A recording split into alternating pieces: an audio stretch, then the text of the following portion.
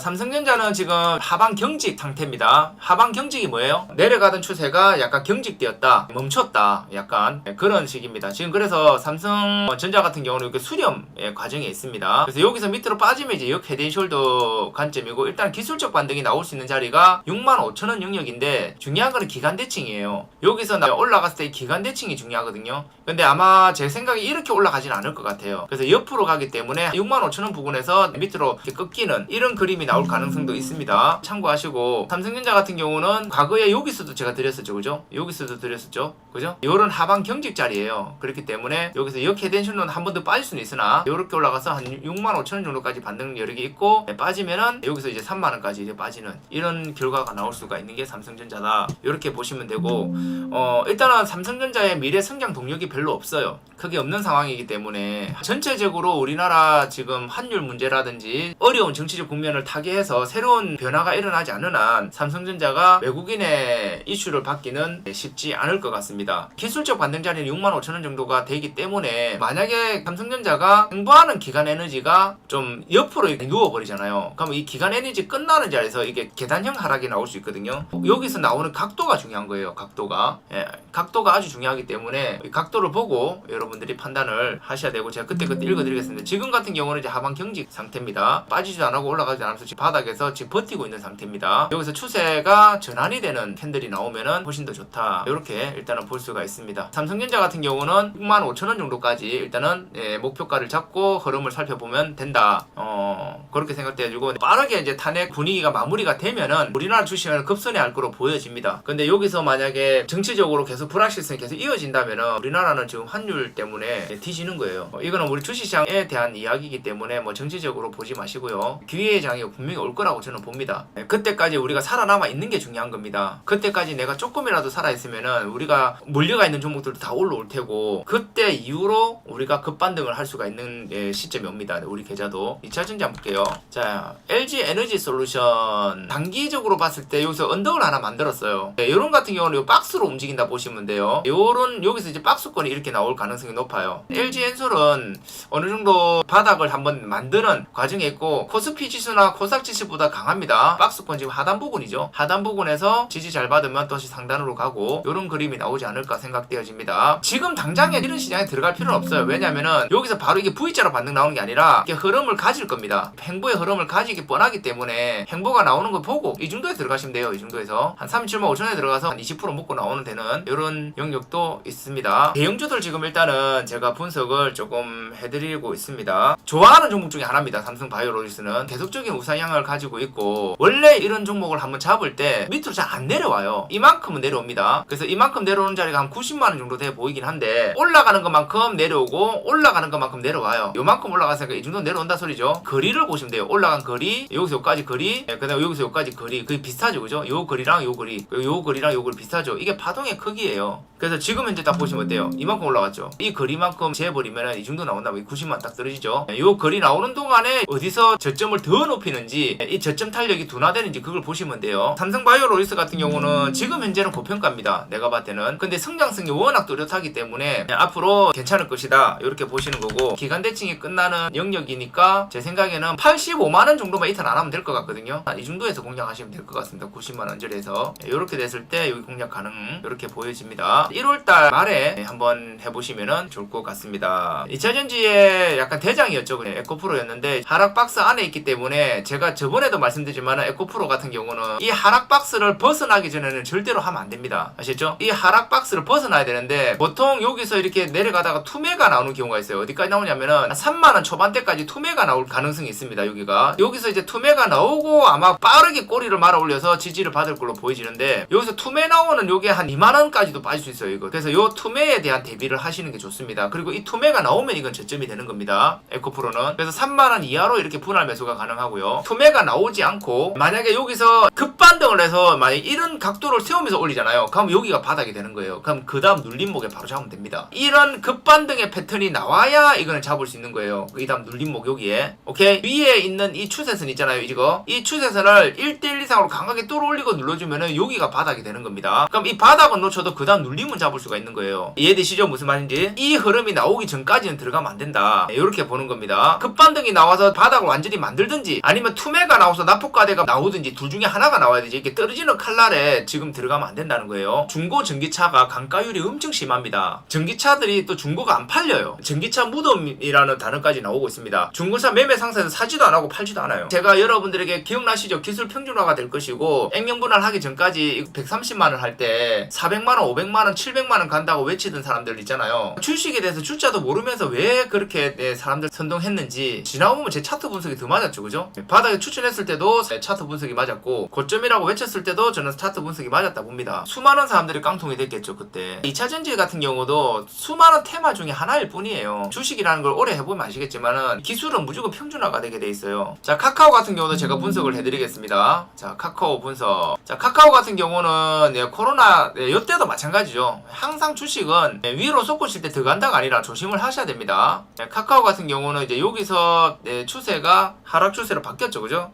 제가 이거 기억나실 겁니다. 제가 엄청 경고했어요. 카카오도. 카카오, 네이버 다 경고했습니다. 그때. 삼성전자까지. 여기가 이제 급락하는 구간이고요. 요 밑에 보면 지지라인이 있어요. 여기 보시면은. 여기 언덕 하나 보이죠? 여기 지지라인이거든요. 이 지지라인에서 지금 반등이 나온 거예요. 하락하는 중파동이 끝나지는 않았습니다. 조금 더 확대해서 보겠습니다. 차트상으로 봤을 때.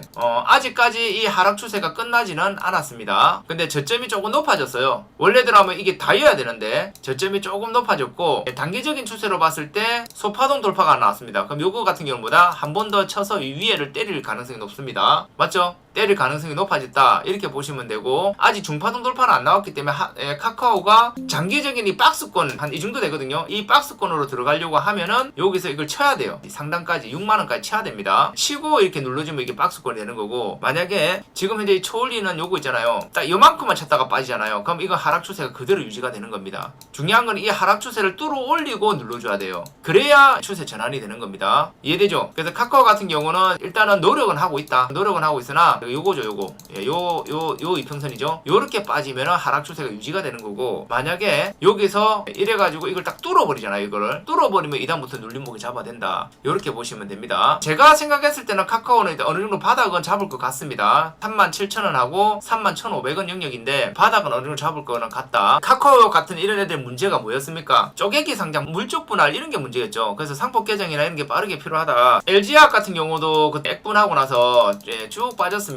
약간 납폭가대가 나왔습니다. LG화학 같은 경우는. 근데 이제 LG화학이 LG엔소를 분리하면서 체급이 원래 줄여야 되는데 약간 붓기가 있는 상태였다. 이렇게 보시면 될 것 같아요. 일단은 LG화학 같은 경우도 이 떨어지는 이 하락 박스 안에 있는 겁니다. 추세가 하락 중에 있는 거기 때문에 이거 들어가면 안 됩니다. 요것도 아까 전에 에코프로하고 똑같아요. 이게 급반등이 나와서 눌림목을 주거나 아니면은 투매가 나와서 납폭가대 나오거나 둘 중에 하나가 돼야 돼요. 내려가는 이 수렴의 추세를 밑으로든 위로든 뚫어서 눌러주든 밑으로 내려가서 납폭가대가 나오든 둘 중에 하나가 나와야 돼요. 추세를 타고 가고 있을 때는 절대로 하시면 안 됩니다. 오케이? 이해되죠? 무슨 말인지? 여기서 추세를 전환했을 때 관심을 가지든가 아니면 아예 밑으로 투매가 나왔을 때 관심을 가져야 되지 슬슬슬슬슬 내려가고 있을 때 이렇게 가면은 투매를 얻어맞습니다. 추세적인 변화가 확실하게 나왔을 때 우리가 타점을 잡고 들어가는 거지 흘러내리고 있을 때는 들어가면은 안 된다. 이 추세를 벗어나서 눌러주든지 아니면 아예 투매가 나와서 저점을 만들고 이렇게 관심을 가지든지 어중간하게 하다가 투매 맞으면은 손절 나옵니다. 어디까지 빠질지도 모르는 거예요. 셀트리움 한번 보겠습니다. 바닥 박스 하나 있고요. 위에 박스 하나 더 있는데 요건 좀 어중간한 케이스예요. 요거는 패스 시킬게요. 한 번 더 이렇게 올라갈 수 있는 상황이 발생을 할 수 있습니다만은 조심해야 될 구간이 여기에요. 17만 3천원을 이탈되면 안 된다. 이탈하면은 과감하게 던져라. 이렇게 일단은 보시면 될 것 같습니다. 현대차도 제가 여기서 기간 대칭을 한번 드렸었거든요. 기가 막히죠, 그죠? 올라가는 타점과 내려가는 타점의 기간 대칭 자리를 제가 정확하게 찍어 드렸습니다. 다시 올라갔죠? 내려가죠?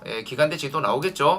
이런 물결적인 파동이 분명히 있을 겁니다. 현대차 같은 경우가 오히려 삼성이나 이쪽보다 훨씬 더 준비를 많이 했어요. 로봇이나 데이터 센터나 AI나 자율주행이나 수소차나 이런 걸 다 지금 준비를 한 게 현대예요. 삼성이 휴대폰이나 반도체에 몰두하는 동안에 현대차 같은 경우 특히 로봇 분야에 상당히 공을 들였다. 지금 삼성전자 같은 경우는 지금 이쯤에 있죠. 주가가 현대차는 위에 있죠. 이 말은 뭐예요? 현대차가 오히려 우리나라의 대장이 될 가능성도 있다. 이렇게 저는 보고 있습니다. 이번에 현대차에서 투자한 그 한전부지 그것도 상당히 지금 이득을 많이 봤거든요. 그때 10조에 샀는데 지금 가치가 한 30조 된다고 그러죠. 그때 10조도 비싸다 미쳤다 저도 그렇게 얘기했었는데 그때가 언제였냐면 여기입니다. 여기. 요때 이제 한전부지 10조에 했다 해갖고 이게 쭉 빠진 거예요. 여기서. 그런데 이제 그거를 다시 들어올리고 지금 가치는 20조에서 30조다. 현대차 같은 경우는 앞으로 역사적 신고가 영역이기 때문에 본인이 어디까지 버틸지는 본인이 한번 정해서 한번 해보시는 게 좋을 것 같습니다. 이 정도까지는 버텨도 될 것 같습니다. 제가 봐도 18만 원 정도까지는. 그래서 현대차 같은 경우는 여러 가지 준비가 돼 있는 상태이기 때문에 주가가 지금 약간 기대를 받고 있는 삼성전자보다 포스코 홀딩스도 지금 2차전지 관련으로 엮였는데 저는 포스코 홀딩스는 장기 투자하기 딱 좋다고 봅니다. 2차전지로도 엮여가 있고 여러가지 리튬 강산이라든지 철강 재료조 엮여가 있습니다. 지금 현재는 이제 떨어지는 각도가 조금 세졌습니다. 세졌지만은 이 정도 자리에서 만약 투매가 나오거나 이것도 마찬가지입니다. 요거는 이제 이 중파동을 뚫는 것보다 이 소파동을 뚫어 올릴 때 들어가도 이걸 먹을 게 나옵니다. 포스코 홀딩스는 제가 생각하는 저점은 지지저항 라인으로 보면 마지막 지지저항 자리가 여기거든요. 21만 1000원 여기가 이제 마지막 지지 라인입니다.